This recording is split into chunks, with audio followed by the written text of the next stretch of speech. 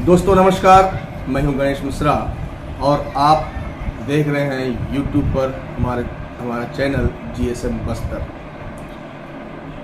आज हम आपको एयर स्ट्राइक और बमबारी जैसी घटनाओं से जुड़ी खबरों से रूबरू कराएंगे। 11 जनवरी को एक खबर निकल कर आई कि एक मुठभेड़ में माओवादियों का जो टॉप लीडर है हिड़मा, बटालियन नंबर 1 का कमांडर, उसकी मौत हो गई है। और कुछ देर बाद माओवादियों द्वारा एक प्रेस नोट जारी किया गया और इस बात का खंडन किया कि माओवादी नेता हिड़मा जो वो मरा नहीं बल्कि जिंदा है। इसके अलावा ही उन्होंने एक आरोप और लगाया। आरोप यह था कि सरकार ने माओवादी संगठन, माओवादियों और ग्रामीणों को निशाना बनाकर एयर स्ट्राइक और हवाई हमले को अंजाम दिया है। इस पूरे घटनाक्रम और इस खबर के बाहर आने के बाद हमने सोचा क्यों ना हम दर्शकों को इस पूरी घटना की सच्चाई दिखाने के लिए ग्राउंड जीरो जाएं। और हम रवाना हुए। हमारे साथी भी हमारे साथ थे। 2 दिनों के सफ़र के बाद हम घटनास्थल पहुंचे। वहां जाने के बाद पहले दिन तो हम घटनास्थल नहीं पहुंच पाए। दूसरे दिन हम घटनास्थल पहुंचे ग्रामीणों की मदद से, क्योंकि माओवादियों ने पहले ही कह दिया था, पहले ही आरोप लगाया था कि उन पर हवाई हमला हुआ है, एयर स्ट्राइक हुआ है, ड्रोन से बमबारी की गई है। इसके अलावा जब हम उस गांव में पहुंचे और शाम को नेटवर्क की तलाश करने लगे तो ग्रामीणों ने बताया कि एक जगह है जहां से नेटवर्क बताता है।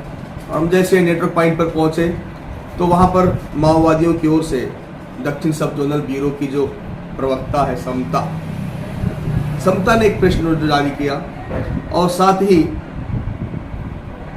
उस हमले की तमाम तस्वीरें और बमबारी की तस्वीरें, बमबारी के बाद जो बम फट चुके थे उनके अवशेष और घटनास्थल जहाँ पर ये सारी घटनाएं हुई वो उसकी तस्वीरें साझा की। साथ ही इस बात की भी पुष्टि और स्वीकार, उन्होंने इस बात को भी स्वीकारा कि इस पूरे हवाई हमले के दौरान जो फायरिंग हुई, इस घटना में उनकी एक माओवादी, जो महिला माओवादी साथी है उनकी, उसकी मौत हो चुकी है। माओवादी का नाम हुंगी बताया गया और उसमें यह जानकारी भी माओवादी की ओर से लिखा गया कि 1 महीना पहले यानी कि दिसंबर 2022 में मारी गई माओवादी संगठन में उसका भर्ती हुआ था। उसने संगठन को ज्वाइन किया था और जनवरी 11 तारीख को हुए हमले में उसकी मौत हो गई।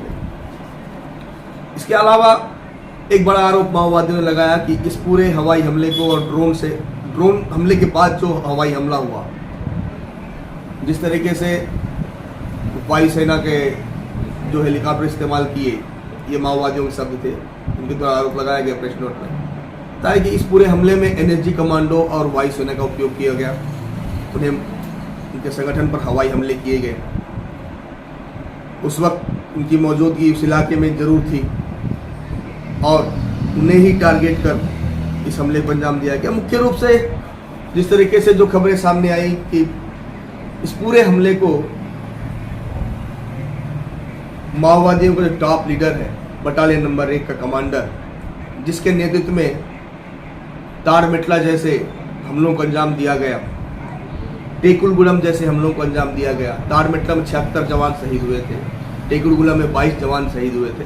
तो ऐसी सारी घटनाओं को अंजाम देने और इन घटनाओं में नेतृत्व के चलते हिड़मा के ऊपर आज तकरीबन अलग अलग प्रदेशों की बात करें तो 1 करोड़ से ऊपर का इनाम उस पर है। सिर्फ महज छत्तीसगढ़ में ही 45 लाख रुपयों का इनाम माओवादी नेता हिड़मा पर है। और यही बड़ी वजह है कि देश भर की सुरक्षा एजेंसियां हिड़मा के पीछे पड़ी हैं।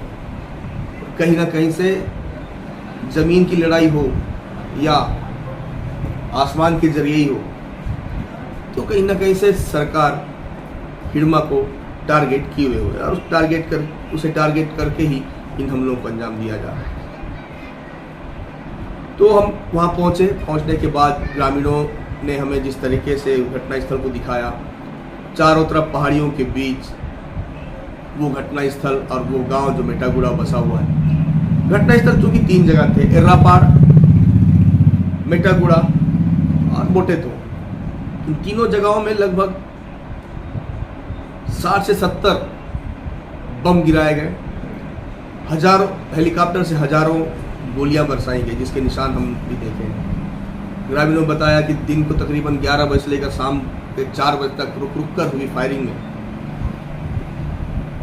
कई जगह ऐसे भी हालात आए कि ग्रामीण बच गए।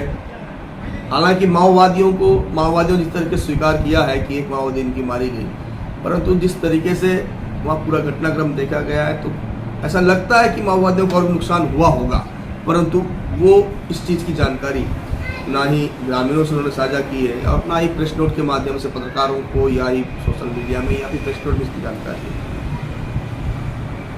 उस जगह पहुंचने के लिए हमें 2 दिन लगा था। हमारे साथ 4 साथी थे। चूंकि ये जो हमला है वो कहीं ना कहीं से सुरक्षा एजेंसियां लंबे समय से उस जगह पे नज़र रखी हुई थी और जब उन्हें पूरी तरह पुख्ता जानकारी मिली उसके बाद ही इन्होंने इस हमले को अंजाम दिया होगा।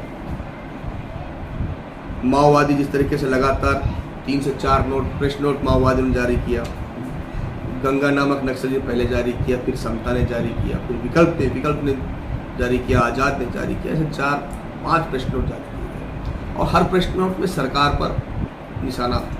को निशाना बनाया है कि कहीं ना कहीं सरकार उनके संगठन को और उनके लोगों को ऐसे हमलों से मारना चाहती है। और उसमें यहाँ भी लिखा गया प्रेस नोटों में कि ऐसे हमलों के दौरान ग्रामीणों की भी मौत हो सकती है, ग्रामीणों पर हमले किए जा रहे हैं। ऐसे हालात बन गए हैं कि जो ग्रामीण हैं वो भय के मारे बाहर नहीं निकल पा रहे हैं और अपने दूसरे काम नहीं कर पा रहे हैं। फिर भी जिस तरीके से घटनाक्रम हुआ, कहीं ना कहीं उस इलाके में एक भय का माहौल तो है, लोग डरे हैं, सहमे हैं। ग्रामीण बताते हैं कि पूरा 11 बजे से लेकर 4 बजे तक वहाँ एक ऐसा लग रहा था कि किसी एक्शन फिल्म को शूट किया जा रहा है। जवान गोलियां बरसा रहे थे, पहाड़ियों पे गोलियां बरसा रहे थे, मैदानों में गोलियां बरसा रहे थे। फिर भी आप हमारे इस पूरे रिपोर्ट को देखिए, इस पूरे घटना से जुड़े क्लिप्स और वहाँ के हालात हम आपको हमारे इस रिपोर्ट में दिखा रहे हैं। ज़रूर देखिएगा और अगर आपको रिपोर्ट अच्छा लगे तो सब्सक्राइब भी कीजिए, लाइक भी कीजिए और शेयर भी जरूर कीजिएगा। हम ऐसे रिपोर्ट आपको लगातार दिखाते रहेंगे। जब भी अंदरूनी इलाकों में लोगों के साथ समस्याएं होती है, आदिवासी परेशान होते हैं, तकलीफ में होते हैं, जन सरोकार से जुड़े कार्य होते हैं, तो हम आपको ऐसे रिपोर्ट आप तक जरूर पहुंचाएंगे। अगले बार आपके साथ नई रिपोर्ट के साथ मुलाकात करेंगे। तब तक के लिए दीजिए नमस्कार, इजाज़त दीजिए, फिर मिलते हैं।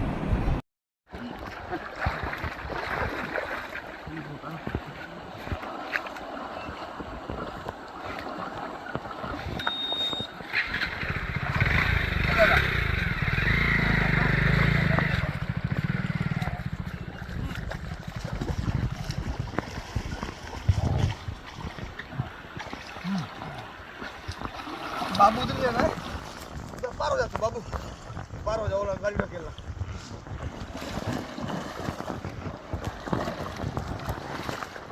हो गया।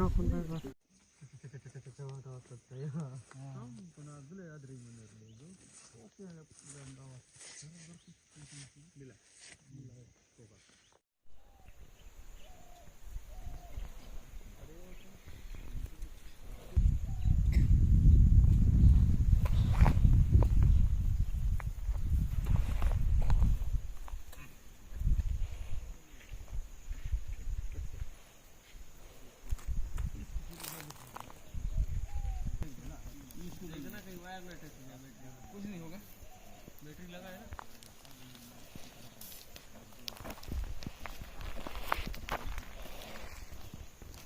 बैठा देख लो आराम से।